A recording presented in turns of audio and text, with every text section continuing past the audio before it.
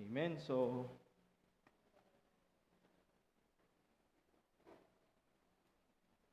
it's about time na po talaga na tayo po ay gumising.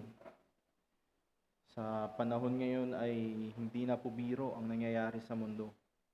Kaya nga po, sabi nga po ni Bishop, ito po yung magiging wake-up call po dapat natin para mas lalo po tayong magkaisa at mas lalo tayong dumulog sa Panginoon. Amen. Ngayon po ay mag-aaral po tayo ng salita ng Diyos. Buksan po natin ang ating mga Biblia sa John chapter 20 verse 1 to 10.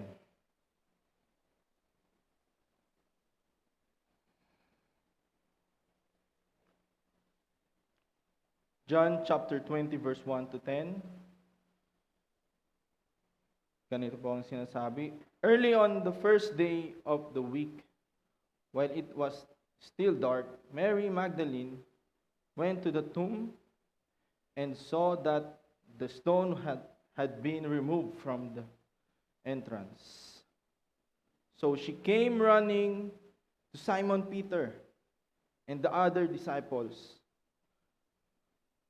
the one Jesus loved, and said, "They have taken the Lord out of the tomb, and we don't know where they have put him."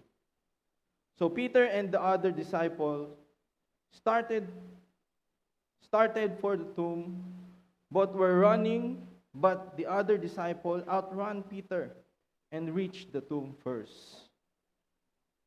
He bent over and looked in at the strips of linen lying there, but did not go in. Then Simon Peter, who was behind him, arrived and went into the tomb. He saw the strips of linen lying there, as well as the burial cloth that had been around Jesus' head.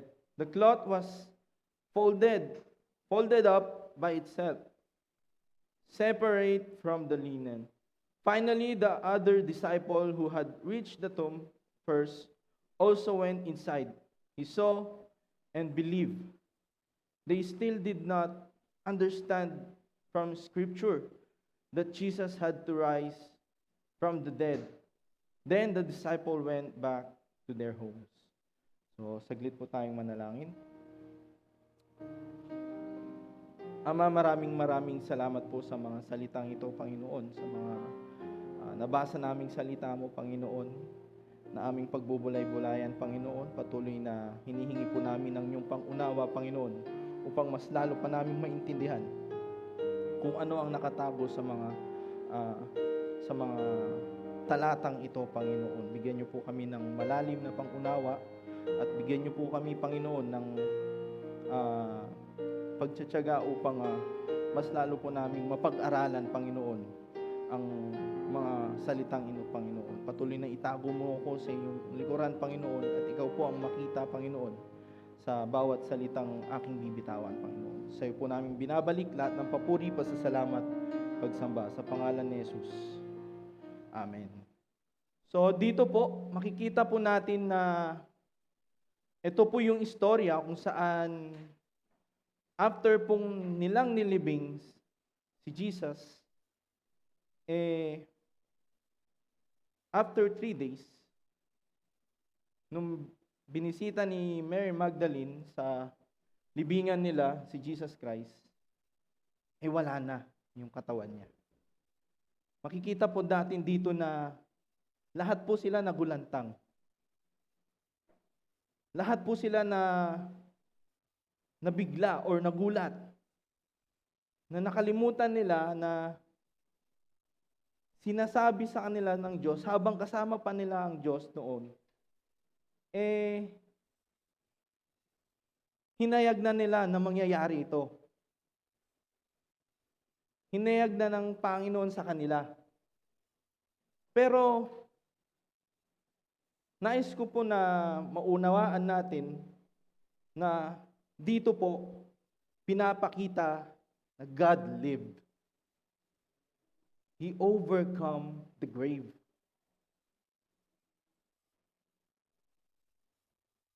Pero bakit nga ba bumaba ang Panginoon?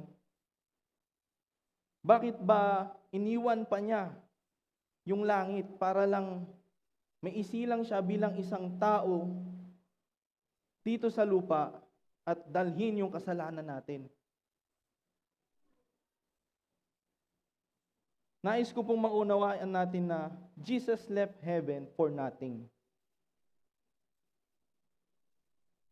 Jesus left heaven para po sa bawat isa sa atin.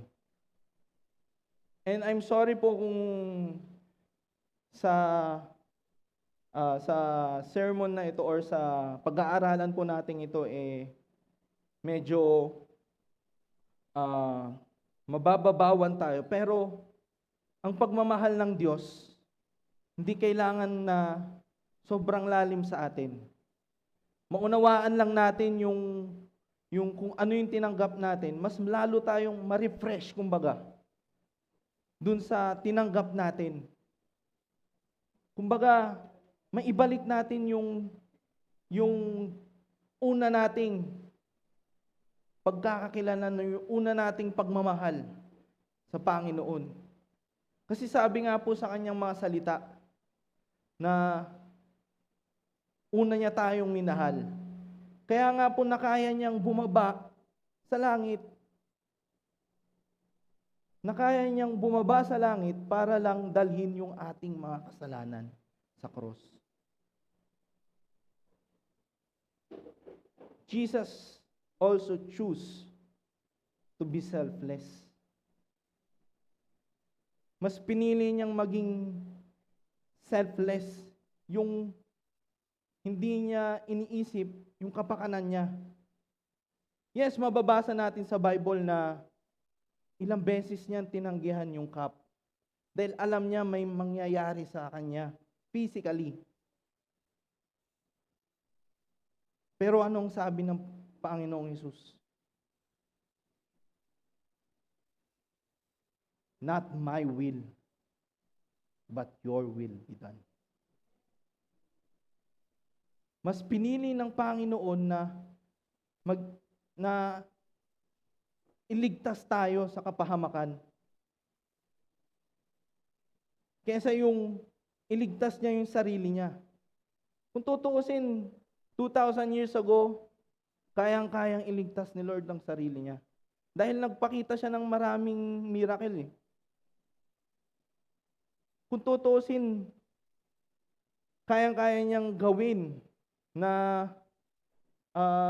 baliktarin yung mga sinasabi ng tao habang siya po ay nililitis. Pero hindi niya ginawa dahil merong destiny, merong nakalaan na pagliligtas para sa mundo. At the same time, Jesus gave us the opportunity to be His children. Sa sobrang selfless ng ginawa ng Panginoon, binigyan niya yung bawat isa sa atin ng pagkakataon para maging anak ng Diyos.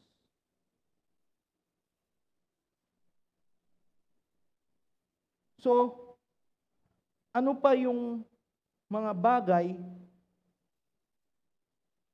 na pwede nating ibigay sa Panginoon? Jesus died on the cross, but rose again. So bilang pag-aalala na ang Diyos natin ay buhay, remember, God gives you priority. Naging priority tayo ng Panginoon. Sabi nga po sa John 3:16, napakalumang verse na nito. Basahin nga po natin or i-recite nga po natin. 1, 2, 3. For God so loved the world that He gave His only, and that whoever believe in have everlasting life. Amen. So diyan po makikita natin na naging priority tayo ng Panginoon. Kaya nga po, nakaya niyang itaya yung buhay niya para sa atin. Kasi ikaw yung priority. Tayo yung priority ng Panginoon. Mas hindi niya inisip yung mangyayari. Mas hindi niya inisip yung kung ano yung kahihinatnan ng pisikal niyang pangangatawan nung oras na yun. Sabi nga rin po sa Ephesians, "But now in Christ Jesus, you who once were far away have been brought near through the blood of Christ." So dati, malayo tayo sa Panginoon. Pero nang dahil sa ginawa niya sa cross, nang dahil sa nangyari 2,000 years ago, mas lalo tayong lumalapit sa Panginoon. Naging tulay ang ginawa ni Jesus sa cross 2,000 years ago para mas lalo tayong makakonect sa Panginoon. Di ba po may mga, yung iba sa atin, merong mga wifi or may mga internet access. Or sabihin na natin, napunta tayo sa mall or sa bahay ng isang kapatid natin. Gusto natin makakonect sa wifi. Diba, hingin natin yung password. Ganon din po sa atin sa Panginoon. Nagkaroon tayo ng password sa katauhan po ni Jesus Christ. Para mas lalo tayong makakonect sa Ama. Kaya nga po, ang ginagawa nating prayer, hindi na kailangan, dati kasi, lalo na pagka yung mga temple nila, pagka hindi ka banal at pumasok ka sa templo nila, lalabas ka talaga na nakahandusay na dahil hindi kaya ng tao na masustain yung holiness ni Lord. Ngayon, binasag ng Panginoon yun na malaya na tayong nakakalapit sa Panginoon dahil sa ginawa ni Jesus 2,000 years ago. Bakit nga ba naging prioridad tayo ng Panginoon? Unang-una, He was alarmed about our condition. Naalarma siya sa kondisyon ng pananampalataya natin noon. Kasi 2,000 years ago, hindi lang yung mga tao noon yun ang nakita ng Panginoon sigurado. Dahil nakita niya rin yung mga tao na hanggang ngayon. Kaya nga, napakasarap na yung tinanggap natin hindi basta-bastang Diyos-Diyosan. Kundi siya yung hari ng mga hari. Kaya ka naging priority ng Panginoon dahil may paki siya. Naalarma siya . Kaya nga, napakasarap na ibalik naman natin yung dapat na nasa Kanya. Yung pananampalataya natin is mas lalo pang aangat. Nang sa ganon, pagdating natin sa langit, ito yung anak ko. Wala akong inaalala dito. Nalulugod ako dito sa anak kong to. Naaalarma siya kapag yung mga pananampalataya natin bumababa. Mas lalong naaalarma siya kung tumitigil tayo. sa pagsamba sa Kanya. Hindi lamang po siya na alarma, He is aware of our faith standing. Kung kamusta na yung pananampalataya natin, umaangat pa ba? Nagle-level up pa ba? Kasi po, hindi po tayo dapat nagiging stagnant. That every day sa pag-aaral natin sa salita ng Diyos, meron tayong bagong natutuklasan. Dahil yes, kahit ilang beses mo nang nabasa yung Bible, kahit ilang beses mo na silang napag-aralan, meron at meron ka pa ring makukuha. Pwedeng nakuha mo na siya dati, pero mas nag-level up siya ngayon. Pwedeng iba yung pananaw mo sa nabasa mo dati, pero ngayon, mas lumawak. Kailangan ganun po yung pananampalataya natin. Naging aware ang Panginoon sa pananampalataya natin. Kaya nga po, dapat mas lalo pa siyang umaangat. Hindi siya nagiging bansot. Kasi pag stagnant lang yung pananampalataya natin, stagnant lang din po yung galaw ng Panginoon sa atin.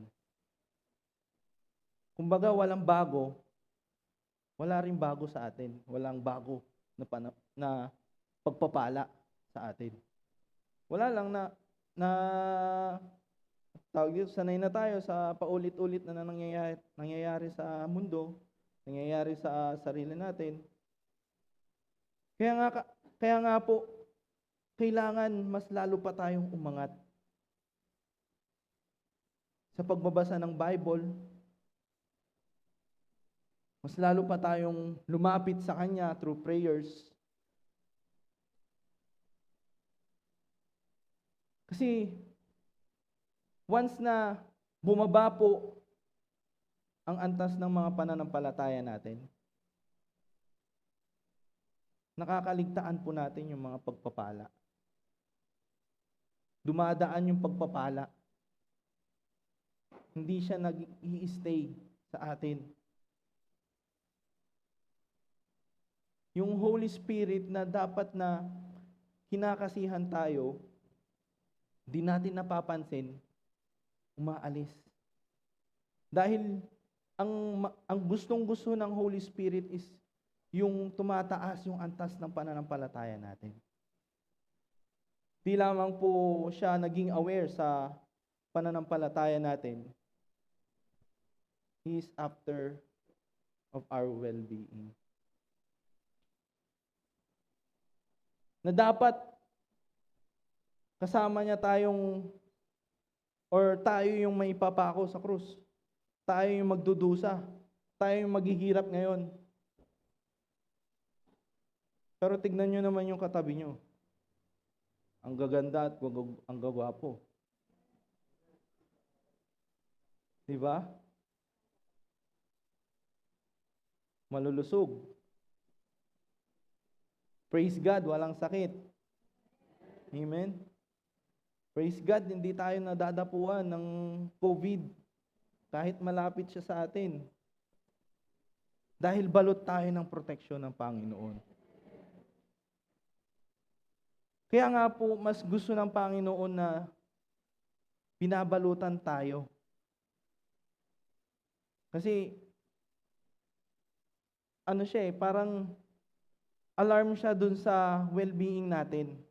May concern siya. Meron siyang concern para sa bawat isa sa atin. Sabi po sa Matthew, chapter 18, what do you think? If a man owns 100 sheep and one of them wanders away, will he not leave the 99 on the hills and go to look for the one that wandered off? And if he finds it, I tell you the truth, he is happier about that one sheep that than about the 99 that did not wander off. So ang Panginoon, handa niyang iwan yung 99 sheep para lang hanapin yung isa. Kita po natin yung concern niya. Kita po natin na meron siyang pake sa bawat isa sa atin. Kasi kung iiwan niyo yung 99 sheep, sure na siya dun eh. Ito yung mga anak ko sa San Raimundo. Ngayon, kailangan naman po natin kumilos.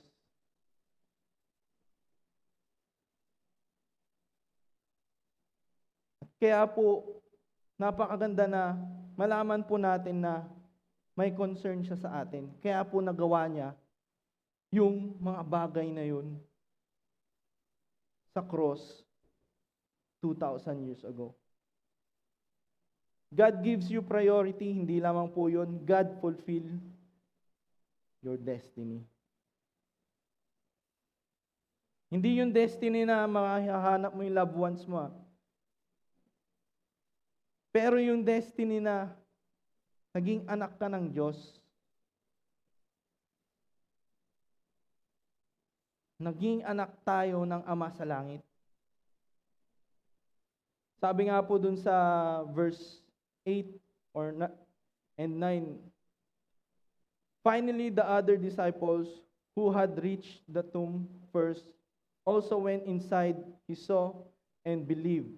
They still did not understand from Scripture that Jesus had to rise from the dead. Dito po makikita natin na nakaligtaan nila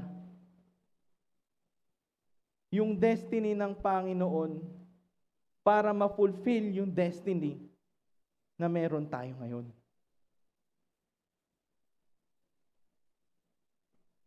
Tinapos niya sa cross yung dapat na tayo ang naghihirap ngayon.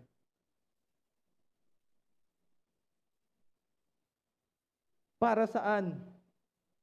To acquire our position. Yung posisyon natin ngayon bilang anak ng Diyos, hindi natin dapat minamaliit yan.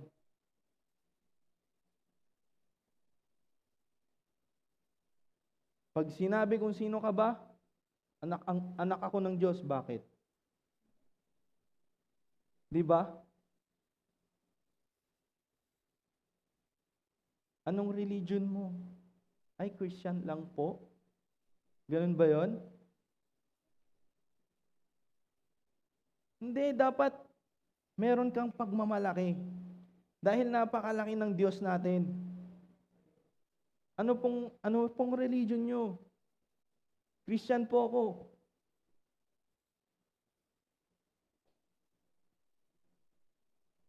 Kaya nga po, dahil sa na-fulfill niya yung destiny na para sa atin, dapat pinagmamalaki natin yung position na meron tayo. Dapat na ikakalat din po natin siya. Kasi ako po'y naniniwala na marami pa pong anak ng Diyos na nasa labas. Marami pa pong anak ng Diyos na nangangailangan ng kalinga niya.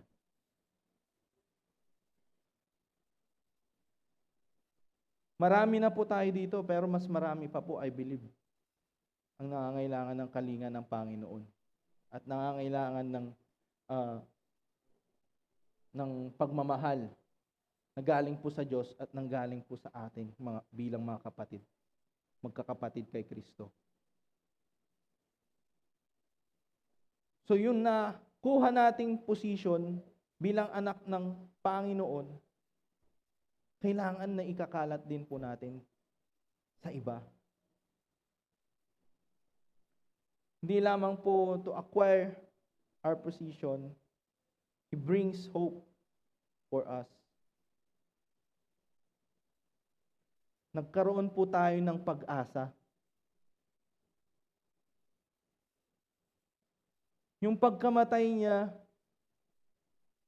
natubos lahat ng kasalanan natin. Amen. Pero yung muli niyang pagkabuhay, nagkaroon po tayo ng pag-asa na sa kabila ng lahat ng ating mga problema, meron tayong Diyos na buhay. Kaya nga po, huwag nating ini-small. Dahil napakalaki ng Diyos na tinanggap natin. Pag nanalangin tayo, huwag na nating kokontrahin. Lord, kailangan ko po ng ganito. Pero pagkatapos mo manalangin, Lord, saan manggagaling? Parang kinontra mo din. Pag pinanalangin mo sa Panginoon, wala ka ng problema doon. Antayin mo na lang siya. Patuloy mo na lang siyang ipanalangin.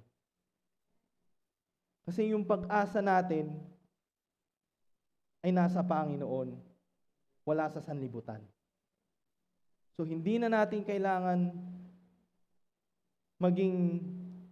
mag-aligaga, kumbaga, kung sino ang gagamitin ni Lord, saan kukunin ni Lord, saan manggagaling. Hindi, ang problema na lang natin, wala. Wala na tayong problema eh. Kasi meron tayong pag-asa sa Panginoon eh. Hindi lamang po yun, He cares for our future. Ito po yung kanina ko pa po sinasabi. Na-fulfill ni Lord yung future natin. So wala na tayong dapat na alalahanin. Yes, mayroong mga pagsubok na dadaan. Pero pagsubok yun para mas lalong tumatag yung pananampalataya natin sa Panginoon. Yes, mayroong mga problema. Kadalasan, mga problema natin, naririnig pa ng kung sino-sino. Pero kung sa Panginoon tayo dudulog, tapos na yan problema natin. Kasi may paki siya dun sa hinaharap ng buhay natin. Hindi niya tayo pababayaan kahit kailan. Amen po ba? Amen. Sabi nga po sa Ephesians 1 verse 11, in Him we were also chosen, having been predestined according to the plan of Him who works out everything in conformity with the purpose of His will. So dito po pinapakita na pinulfill niya yung kung ano yung nais niya para sa atin. Pinili tayo bilang mga anak niya. God fulfilled your destiny, our destiny. At the same time, God is reaching everyone.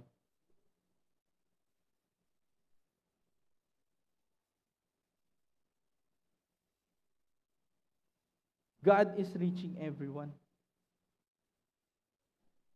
Ibig sabihin, hindi lang tayo dito.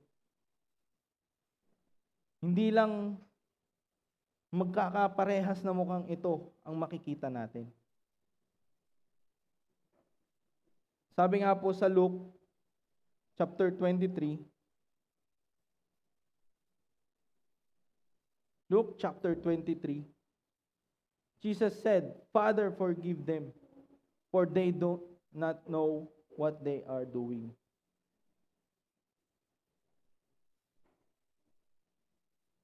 So hindi lang tayo yung pinatawad. Them Forgive them. So marami pa po na mga anak ng Diyos na naliligaw. So kailangan mag-reach out din tayo sa kanila. tayo po yung magiging instrumento para mas lalo po tayong lumago. Mas lalong marami pang tao, anak ng Diyos, ang makakilala sa Kanya. Kasi, alalahanin po natin, he never been selfish. Unang-una. Hindi po siya naging selfish.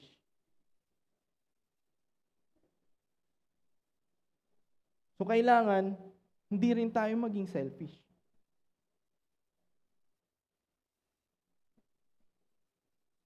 Kadalasan po kasi yung pagiging makasarili, yan po yung sumisira sa relasyon natin sa iba. Na supposed to be,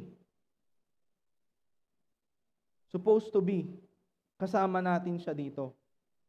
Pero dahil sa sarili nating interes or sarili nating mga emosyon, napagdadamot natin yung salita ng Diyos. So, hindi po sana dapat ganun. Na kahit sa kaaway na lang natin, mas alam nating ibahagi yung salita ng Diyos. Nang sa ganun, mas malaman niya na buhay yung Diyos na sinasamba natin. At the same time, dumadami yung kapatid natin. Ano bang mas gusto natin? Mas dumami yung kapatid natin o mas dumami yung kaaway natin? Pag mas madami kang kaaway, good luck kung paglabas natin sa bahay natin meron pa tayong mga gamit.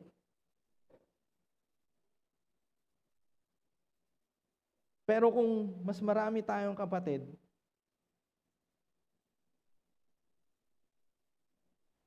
paglabas natin ng bahay natin, maraming sasalubong ng ngiti sa atin. Mismong kapitbahay mo, Christian pala. Galing lang sa ibang lugar or ibang bansa, pero Christian pala. Pero sa tuwing lumalabas tayo ng bahay, nakakasalubong natin siya. Hindi niya pinagdadamot yung ngiti. Yung ngiti pa lang yun, siya pala yung kukumpleto ng araw mo. Di ba? So wag po tayong maging selfish. Dahil ang Diyos hindi po niya pinagdamot sa atin yung kaligtasan na ini-enjoy natin ngayon. The same time, he never listened to the worldliness. Hindi po niya pinakinggan kung ano yung sinasabi ng mundo. Mas pinakinggan niya yung tinig ng Ama na, Father, not my will but your will be done. Sabi nga po. Para lang po merong isang way para mas lalo tayong mapalapit sa Ama. Kasi kung ang papakinggan mo ay yung tinig ng kamunduhan, mawawala ka. Mawawala ang bawat isa sa atin. Pero kung mas pinapakinggan natin yung tinig ng Ama natin sa langit, diretso yung lakad natin papunta dun sa buhay na nais niya para sa atin. Kaya nga po hindi natin kailangan pakinggan kung ano yung sinasabi ng mga negatibong tao. Lalong-lalo na kung sa YouTube, sa Facebook, sa Twitter. Madaming bashers talaga dyan. Lalong-lalo na kung nag-i-scroll lang tayo. Tapos yung isang post natin na maganda naman sa paningin natin. Pero marami pa rin nang babash, marami pa rin negatibo. Kung doon ka mas magpo-focus, sira ang araw mo.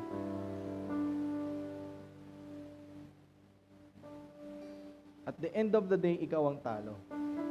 Pero kung mas magpo-focus ka doon sa mga gawa ng Panginoon sa buhay natin, mas magpo-focus ka doon sa destiny na para sa atin or para sa ikalalawak ng ating buhay, gagaganda ng ating buhay.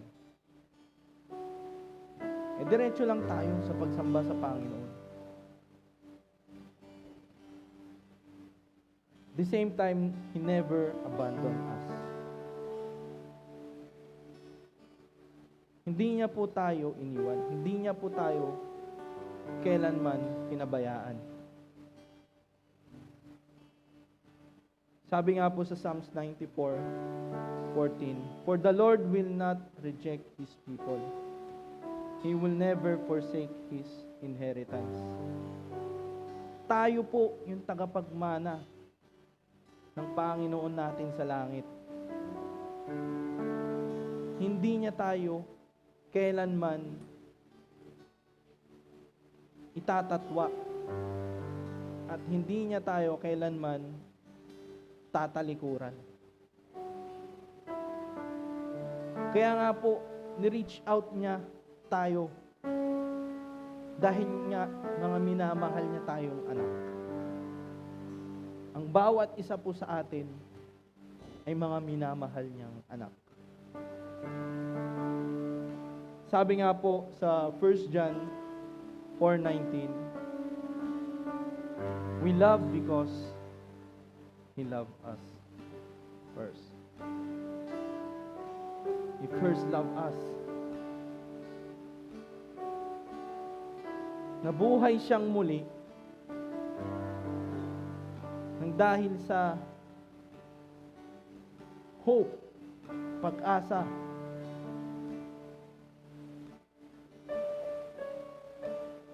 at dahil sa pagmamahal niya sa atin. Kaya hindi niya po tayo kayang iwan kailanman. So bilang hamon po sa bawat isa sa atin, celebrate what we receive. Every day, dapat yan.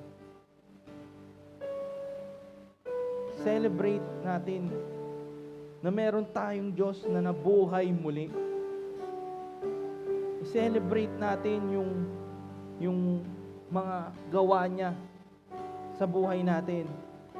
Mas pansinin natin yung mga positive na ginawa niya para sa atin kaysa dun sa kung ano yung galaw ng mundo ngayon.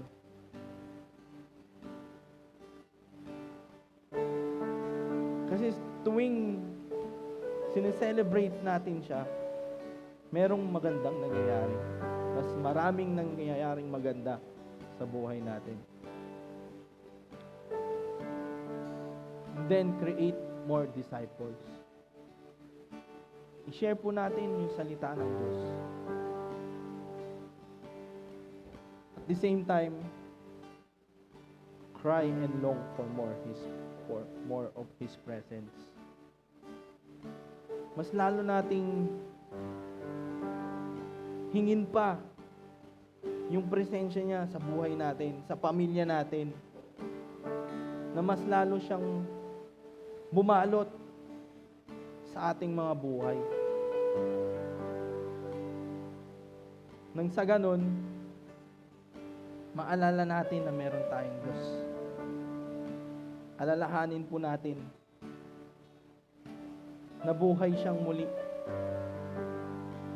Kaya po tayo merong ganitong klaseng buhay ngayon. Kung bakit meron tayong ganitong klaseng pananampalataya ngayon. Na buhay yung Diyos na sinasamba natin. Saglit po tayong yumuko at manalangin.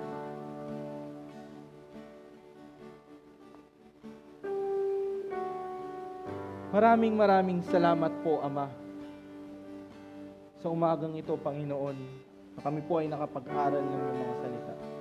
At inalala po namin, Panginoon, ang iyong pagkabuhay na muli, Panginoon. Salamat po na dahil sa iyong pagkabuhay muli, Panginoon, ay nagse-celebrate po kami ngayon, Panginoon. Nang dahil sa ginawa mo sa cross, kami po ay merong buhay na walang hanggan. Salamat po at patuloy na magrema ang mga salitang ito sa aming mga buhay, Panginoon. Sa'yo po namin binabalik lahat ng papuri pa sa salamat, Panginoon.